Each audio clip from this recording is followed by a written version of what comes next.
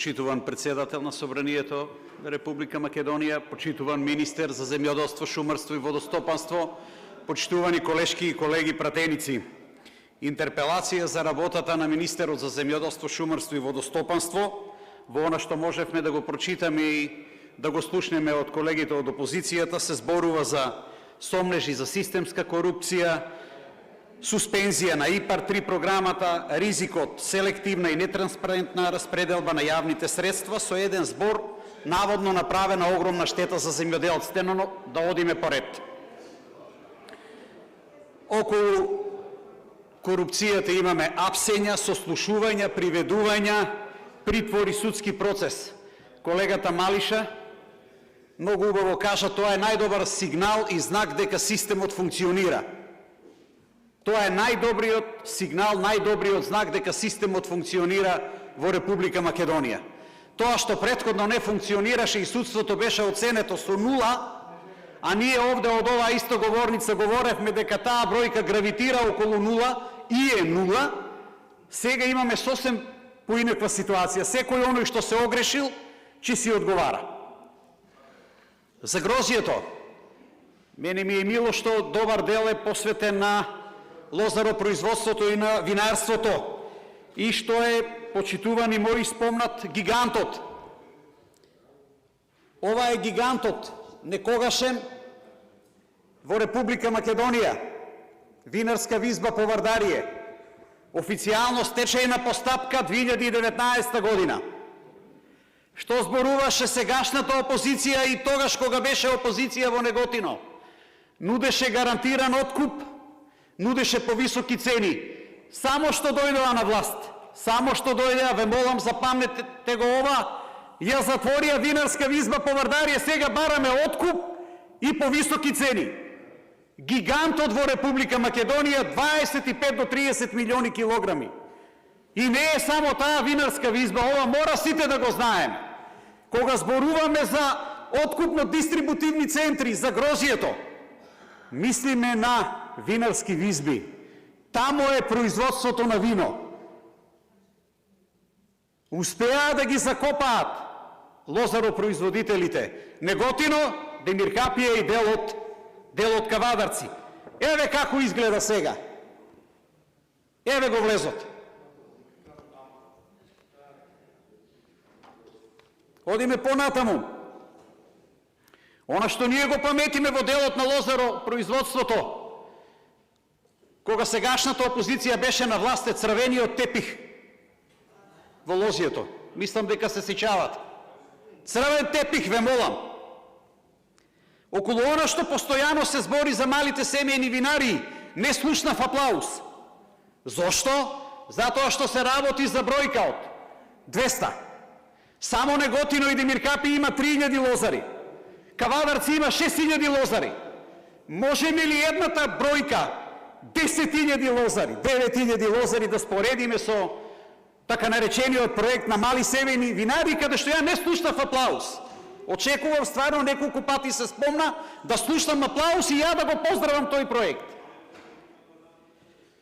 Околу цената не може да се спореди. Во време на владење на Социјалдемократскиот сојуз 8, 9, 10 денари, 11. Една година кога истата ова опозиција зборуваше за откуп, 3 денари по килограм грозје, почитувани мои. 3 денари по килограм грозје. Околу постапките кои што ги спроведува платежна агенција, согласно промените кои што беа донесени тогаш за една иста работа, требаше 2 пати да има пријавување. Резултатот на тоа што имавме дупло пријавување, 8000 земјоделци не го остварија своето право на субвенции. Не остварија право на субвенции, иако еднаш веќе беа пријавени. И благодарение сега на новата влада тоа е укинато. Она што како лично можам да го кажам, што е моето искуство во она што значи институционален капацитет. Јас сум еден од тие 85 што ги спомна колегата Малиша, кои што во еден ден добивме наградни плика. Пликата се во црвена боја. Во подрачна единица Неготино стигнаа 3 плика. Едно топлико за колешката, 6 месеци казната со 20% на плата. Второто за колегата, истиот принцип. Јас ја добив Гран При, главната награда, бев прераспределен во подршна единица Кавадарци. Тоа е по неготински сленг, прекоманда добив. Толку за институционалниот капацитет, почитувани мои. Вработувањата во тоа време беа директно со Амин.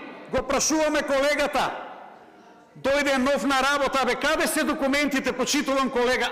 Не, мене ми кажа, од озгора вика, јас да дојдам да работам во подршна единица. Резултат на таквиот тип на вработување е од најдобрата подршна единица во Република Македонија. Најлоша после не можеш да ја управиш, 5 години ти треба да ја управиш. Неколку моменти околу предпријатијата кои што се директно врзани како папочна врска со Министерството за земјоделство, шумарство и водостопанство. Тоа се водостопанство и македонски шуми. Ние често пати дискутиравме за тоа во делот на неисплатените плати, во делот на сите понижувања кои што ги доживеа. Вработените беа понижени максимално. Едната компанија 4 месеци неисплатени плати, второто предпријатие 5 месеци неисплатени плати. Но што е последицата на сето тоа?